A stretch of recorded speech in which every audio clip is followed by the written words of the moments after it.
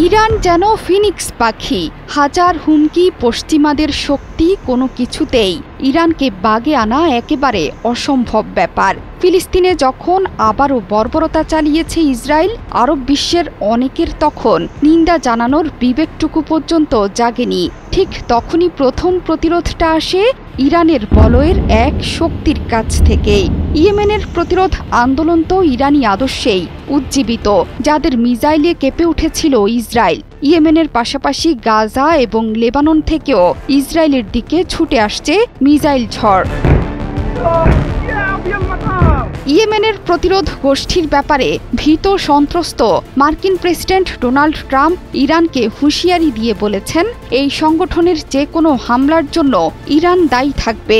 ইরানের উপর চাপ বাড়ানোর পদক্ষেপের অংশ হিসেবে এই হুঁশিয়ারি দিয়েছেন ট্রাম্প। ট্রাম্প ট্রুথ সোশ্যালে লিখেছিলেন, কেউ বোকা হবেন না, ইয়েমেনের শত শত আক্রমণ ইরান থেকে উদ্ভূত, আর তারা ইরানেরই তৈরি। যদিও ইরান বলেছে ইয়েমেনের প্রতিরোধ গোষ্ঠী নিজেদের স্বাধীন সিদ্ধান্তে আঘাত হানছে ইসরায়েলে।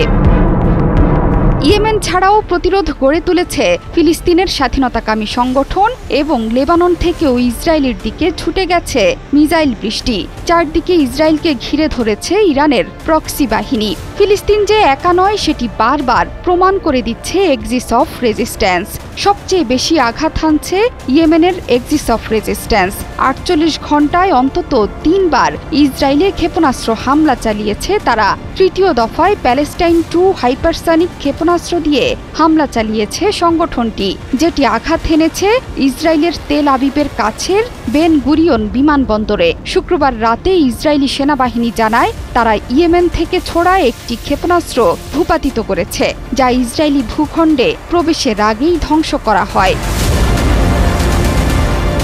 শুধু ইসরায়েল নয়, লোহিত সাগরে মোতায়েন মার্কিন বিমানবাহী রণতরী ইউএসএস হ্যারি এস ট্রুম্যানের দিকেও কয়েক দফায় হামলা চালিয়েছে সংগঠনটি। ফিলিস্তিনে ইসরায়েলের আগ্রাসন বন্ধ না হওয়া পর্যন্ত সাগরে তাণ্ডব চলবে বলেও হুঁশিয়ারি দিয়েছে তারা। এরই মধ্যে গাজা আগ্রাসনের জন্য ইসরায়েলের বাণিজ্যিক কেন্দ্র তেল আবিবে রকেট হামলা চালিয়েছে ফিলিস্তিনের স্বাধীনতাকামী সংগঠনও। শনিবার ইসরায়েলি আগ্রাসনের জবাব দিয়েছে লেবাননের প্রতিরোধ গোষ্ঠীও।